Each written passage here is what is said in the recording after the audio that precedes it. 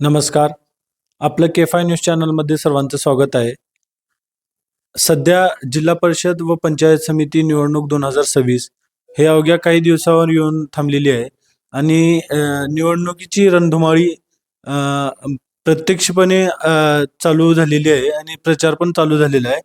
त्या अनुषंगाने आपल्यासोबत आहेत शिवसेनेचे नेते पंडित धुमाळ साहेब. त्यांच्याकडून आपण सविस्तर माहिती जाणून घेऊ की त्यांचे पक्षाचे एकूण किती उमेदवार ह्या इलेक्शनमध्ये थांबलेले आहेत आणि त्यांचं काम आणि जनतेचा विकास कशा पद्धतीने त्यांनी करेल त्याचं आपण थोडक्यात जाणून घेऊ. नमस्कार साहेब. नमस्कार.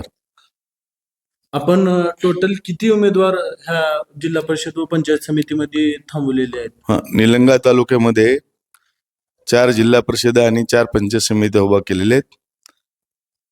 शिवरानपाल तालुक्यामध्ये 1 जिल्हा परिषद आणि 2 पंचायत समित्या उभा केलेत आणि देवणी तालुक्यामध्ये 2 जिल्हा परिषद आणि 1 पंचायत समिती असे उमेदवार उभा राहिलेले.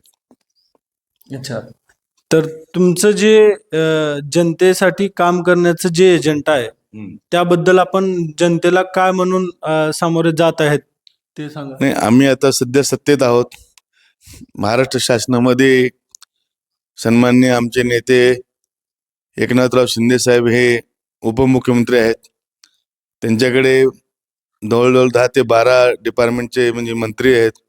त्या माध्यमातून आम्ही ग्रामीण भागातील सर्व लोकांना पाणी पुरवठा असेल, आरोग्याच्या योजना असतील, कृषीच्या असतील, महिलांच्या असतील, बाल कल्याणच्या असतील, प्राथमिक आणि माध्यमिक शाळांच्या बाबतीत असेल, कुठलीही इतर योजनांची कृषीच्या योजना असतील आणि मागासवर्गीय योजना समाज कल्याण विभागामार्फत असं राबविण्याचं आमचं धोरण असेल आणि त्यानुसार आम्ही गावातील प्रत्येकाला आपल्या गरजा ज्या पूर्ण करण्याच्या त्यांच्या ज्या अडचणी असतील त्या सुद्धा तालुका स्तरावर, गाव स्तरावर, जिल्हा स्तरावर संपूर्ण मदत करण्याचं आमचं मानस आहे.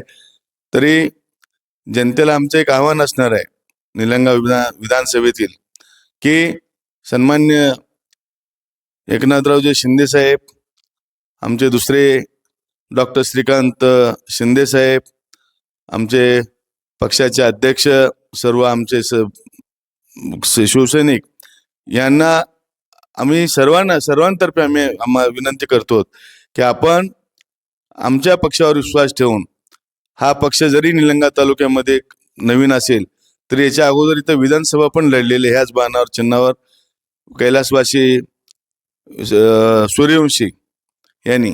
तर त्या अनुषंगाने बाण हा आपल्या गावातून गेलेलाच आहे ऑलरेडी.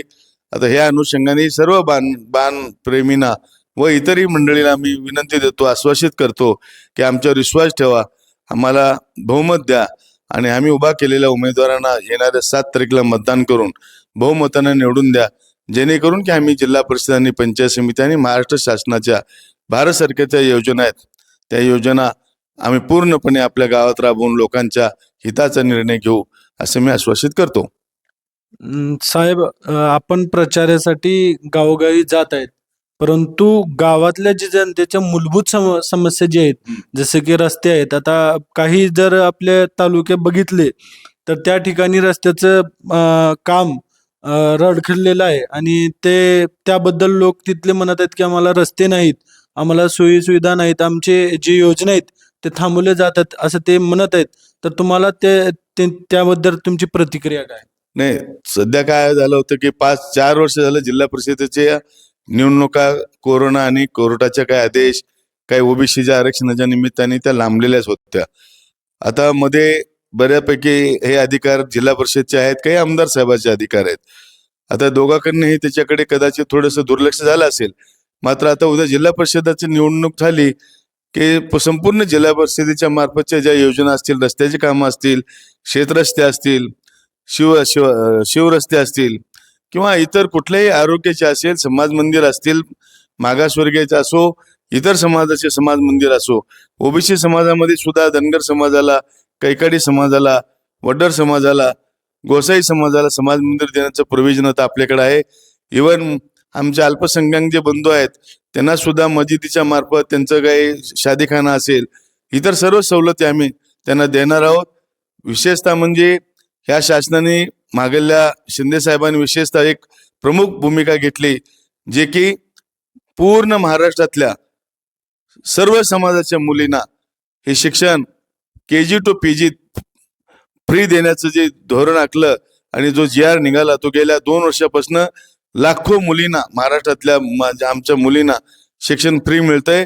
हा एक मोठा निर्णय महाराष्ट्र शासनासाठी झाला, ज्याच्यामध्ये SC ST ला आणि NT ला तर ऑलरेडी सवलत होतीच, मात्र OBC ला 50%, ब्राह्मण असो, मराठा असो, मुस्लिम असो, लिंगायत असतील, इतर समाज असेल, कोमटी समाज असेल, ह्या सर्व समाजाला हा मोठा दिलासा मिळाला, जेणेकरून की प्रत्येकाचं दुःख हे शिंदे साहेबाच्या माध्यमातून महाराष्ट्र शासनानं उचललं आणि त्याच्यामध्ये फार मोठा निर्णय घेतल्यामुळे महाराष्ट्रातल्या ग्रामीण भागातल्या किंवा शहरातल्या सर्व मुले आता शिक्षणापासून कधीही वंचित राहणार नाहीत.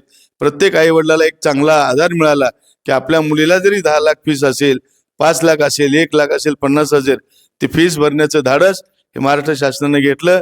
त्याच्यामध्ये प्रमुख भूमिका हे सन्माननीय शिंदे साहेबांची राहिली. त्यामुळं आम्ही ह्या सर्व सोयी सवलती ग्रामीण भागातील लोकांना समजून सांगतोय. शेवटी जनतेचा निर्णय आहे, तो आम्हाला मान्य असेल. तर हे होते शिवसेनेचे नेते की ते म्हणत आहेत की जर जनतेनं आम्हाला निवडून दिलं तर चौफेर विकास आम्ही त्यांना करून देऊ, हे त्यांची शब्द आहेत. मी शाजेब कादरी, जिल्हा प्रतिनिधी निलंगा.